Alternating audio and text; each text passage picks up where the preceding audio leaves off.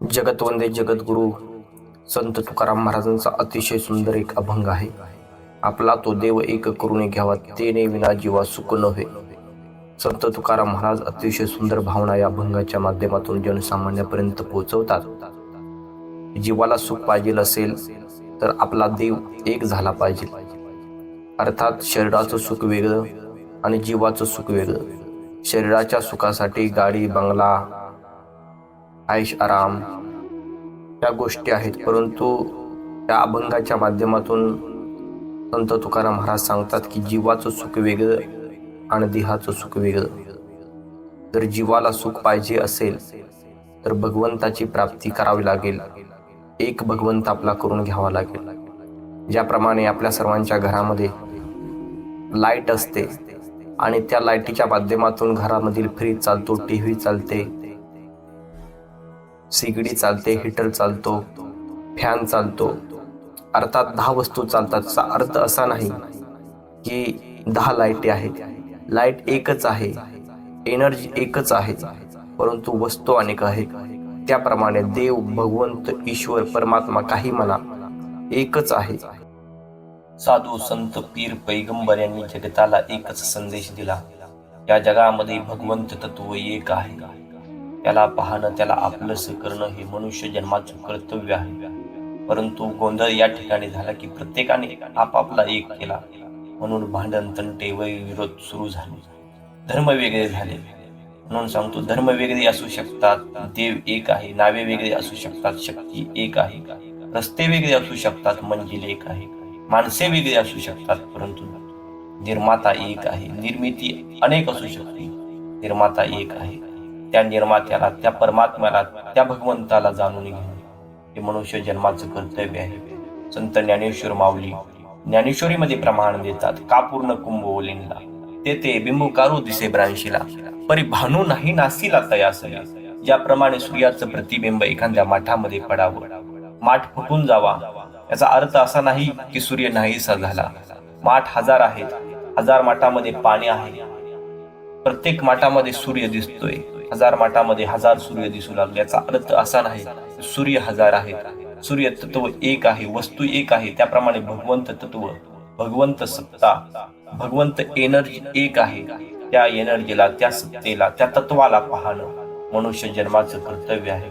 नाच नाचणारे सारे, नाचवणारा मालक एक. कटपुतले आहे असते अनेक, नाचवणारा मालक एक. जगी चालणारे असते अनेक, जग चालवणारा मालक एक. त्या तत्व स्वरूपाला पाहणं ह्या गुरुच्या कृपेचा विषय आहे. आणि जोपर्यंत जीवनामध्ये गुरु येत नाहीत, तोपर्यंत ते तत्व कदापि दिसू शकत नाही. ईश्वर ही कोणतीही वस्तू नसून ईश्वर एक तत्व आहे. निरंकार तो एकच केवळ, ज्यास कोणता नाकार, ज्याचा कोटे नाही किनार, ज्याचा नाही पारावार. मिळून लाखो ग्रंथ पुराणे येशू गान ना करू शकती, लाखो तपीश्वर मिळून रहस्य ना जाणू शकती. सोडून आपला ही का प्राणी शरण गुरुला जो येई, अवतार होय जर कृपा गुरुची तरीच हे समजून येईल. व तत्व स्वरूप समजणं ही कृपेचा विषय आहे. बुद्धिमत्तेचा, हुशारतेचा, ताकदीचा विषय नाही, पैशाचा विषय नाही. तत्व स्वरूप समजणं, तत्वरूप होऊन जाणं गुरु कृपेचा विषय आहे, सद्गुरु कृपेचा विषय आहे. विद्वत्ता जास्त असली म्हणजे देव समजेल असे नाही. जोपर्यंत गुरु जीवनामध्ये येत नाही तोपर्यंत हे तत्व समजू शकत नाही. गुरुची कृपा जोपर्यंत होत नाही तोपर्यंत हे तत्व स्वरूप समजून येऊ शकत नाही. ईश्वर ही एखादी वस्तू नसून, एखाद्या विशिष्ट ठिकाणी नसून, ईश्वर एक तत्व आहे. समर्थ रामदास स्वामी दासबोध मध्ये सांगतात, दिसेना तरी काय झाले, परी ते सर्वत्र संचिले. सूक्ष्मची कोंदाटले जेते तेथे, दृष्टीस लागली सवे. जे दिसते तेच पाहावे, परंतु गुजते जाणावे गोप्य आहे. समर्थ सांगतात, अरे दिसत नसलं म्हणजे काही तत्व स्वरूप नाही असं आहे का? प्रत्येक ठिकाणी भरलेलं तत्व आहे. प्रत्येक ठिकाणी ते तत्व अस्तित्वात आहे, विराजमान आहे. परंतु त्याला पाहण्यासाठी डोळ्यांची नाही तर ज्ञानदृष्टीची गरज आहे. डोळ्याने जग पाहता येतं आणि ज्ञानदृष्टीनं जगाचा निर्माता पाहता येतो. ज्याप्रमाणे एखाद्या व्यक्तीला डोळ्याचं ऑपरेशन करण्याच्या अगोदर वस्तू दिसत नसतात. ज्यावेळी डोळ्याचं ऑपरेशन होतं त्यावेळी न दिसणाऱ्या वस्तूही दिसू लागतात. याचा अर्थ असा नाही की ती वस्तू अस्तित्वात नव्हत्या. वस्तू अगोदर होत्या, परंतु डोळ्याच्या मध्ये एक पडदा आल्यामुळे, डोळ्याच्या वरती एक पडदा आल्यामुळे ती वस्तू दिसत नव्हत्या. ज्यावेळी डोळ्याचं ऑपरेशन झालं त्यावेळी न दिसणाऱ्या वस्तूही दिसू लागल्या. त्याप्रमाणे अज्ञान, अंधकार याचा पडदा जन्मापासून माणसाच्या डोळ्यावरती असतो. ज्ञानदृष्टीच्या माध्यमातून तो पडदा काढला जातो आणि तत्वस्वरूप ईश्वरी तत्व दिसू लागतं. म्हणून ते तत्व पाहण बुद्धिमत्तेचा, हुशारतेचा, ताकदीचा, पैशाचा विषय नाही. ते तत्व पाहण्यासाठी एक भक्त होऊन गुरुच्या चरणावरती लीन व्हावं लागतं. गुरु कृपेचा विषय आहे. जोपर्यंत गुरुची कृपा होत नाही तोपर्यंत तत्वस्वरूप समजत नाही. अनेक लोक म्हणतात देव पाहणं सोपं नाही. ज्ञानेश्वर माऊलींचं प्रमाण आहे, आजी सोनियाचा दिन वरसे अमृताचा घन, हरी पाहिला रे पाहिला सभाई अभ्यंतरी अवघा व्यापक मुरारी. माऊली जर सांगत असतील देव पाहिला, संत तुकाराम महाराज सांगतात देव पाहण्यासाठी गेलो देवची होऊन ठेलो.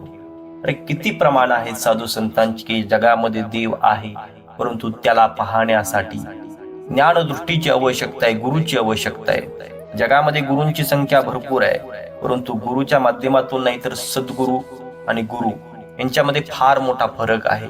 जोपर्यंत जीवनामध्ये सद्गुरू येत नाही, सद्गुरू ज्ञान आहे, त्या तत्वाला पाहण्याचं ज्ञान जोपर्यंत जीवनामध्ये येत नाही तोपर्यंत ते तत्व स्वरूप दिसत नाही. म्हणून जीवनामध्ये सद्गुरूची आवश्यकता आहे. सद्गुरू काय करतात, जे अज्ञानाचा, अंधकाराचा पडदा डोळ्यावरती आहे ते पडदा हटवून टाकून डायरेक्ट भगवंताची प्राप्ती करून देतात. जोपर्यंत जीवनामध्ये सद्गुरू येत नाही तोपर्यंत ईश्वरी तत्व कदापि समजू शकत नाही. नामदेव महाराजांचं प्रमाण आहे, सद्गुरू नायके पूर्ण कृपा केली, निज वस्तू दाविली माझी मज, माझे सुख मज दाविले डोळा, दिदली प्रेम कला ज्ञान मुद्रा, तया उत्तराई व्हावे कवन्या गुणे, जन्मा नाही येणे ऐसे केले, नामा मने निकिज दाविले सोय, न विसरावे पाय विठोबाचे. तर नामदेव महाराज अतिशय सुंदर भावना या अभंगाच्या माध्यमातून कथन करतात. सद्गुरू नायकी पूर्ण कृपा केली, निज वस्तू दाविली माझी मज. सद्गुरूनं माझ्यावरती कृपा केली आणि माझं तत्वस्वरूप, ईश्वरी तत्वस्वरूप मला दाखविलं. पूर्ण ईश्वाचा निर्माता अपरमात्मा आहे. म्हणून ईश्वर हे वस्तू नसून, निर्मिती नसून एक निर्माता आहे, एक तत्व आहे. God is the not material, God is the supreme power. म्हणून ती तत्वस्वरूप समजणं हा गुरु कृपेचा विषय आहे. बुद्धिमत्तेचा, ताकदीचा, पैशाचा किंवा हुशारतेचा नाही. जोपर्यंत जीवनामध्ये गुरुचं आगमन होत नाही, सद्गुरूचं आगमन होत नाही तोपर्यंत हे तत्वस्वरूप समजू शकत नाही.